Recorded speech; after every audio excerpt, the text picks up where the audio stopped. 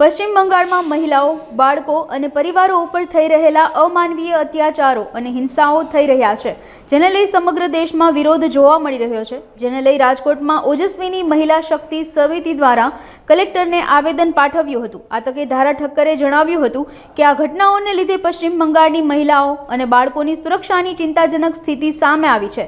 સ્થિતિ એટલી ભયાનક છે કે કેટલાય દિવસોથી થઈ રહેલા આ અત્યાચારોની ઘટનાઓ પછી પણ પોલીસે કોઈ એફઆઈઆર લખેલી નથી. રાજનૈતિક, ધાર્મિક અને આર્થિક મુદ્દાઓમાં મહિલાઓ અને બાળકોને ટાર્ગેટ કરવામાં આવી રહ્યા છે. અમે આ દર્દનાક ઘટનાઓથી ઘોર નિંદા અને કડક વિરોધ કરીએ છીએ. આ ઉપરાંત કલેક્ટરને આવેદન આપી પશ્ચિમ બંગાળમાં થઈ રહેલા આ કૃત્યોના દોષિતો ઉપર તુરંત કાર્યવાહી કરવા માંગણી કરવામાં આવી હતી. નમસ્કાર, હું ડૉક્ટર ધારા ઠાકર, વ્યવસાય અધિવક્તા છું.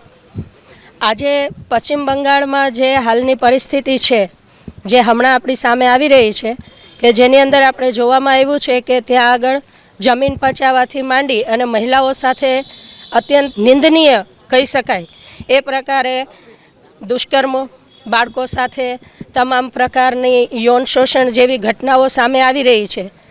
એક બાજુ આપણે બંધારણની વાત કરીએ છીએ કે બંધારણની અંદર જ્યારે દરેક વ્યક્તિને જીવન સ્વાતંત્ર્યતાનો અધિકાર છે, જેની અંદર સ્પષ્ટપણે ઉલ્લેખ કરેલો છે કે સલામતી, ગૌરવપૂર્ણ જિંદગી જીવવી એ દરેક વ્યક્તિનો અધિકાર છે.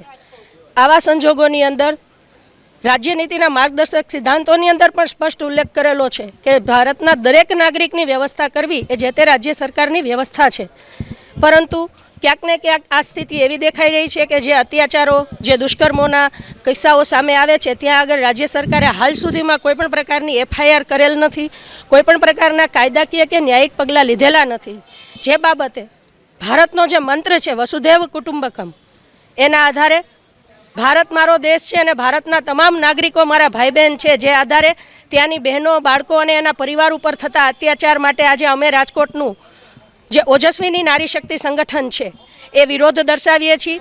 સરકારને તાત્કાલિક પગલાં લે એવી માગણી કરીએ છીએ અને બહુ સ્પષ્ટપણે એવો ઉલ્લેખ કરીએ છીએ કે કાયદાકીય અને ન્યાયિક જોગવાઈ થાય. અન્ય સંગઠનો, મહિલા સંગઠનોથી માંડી અને બધા પણ આમાં સાથ પુરાવે.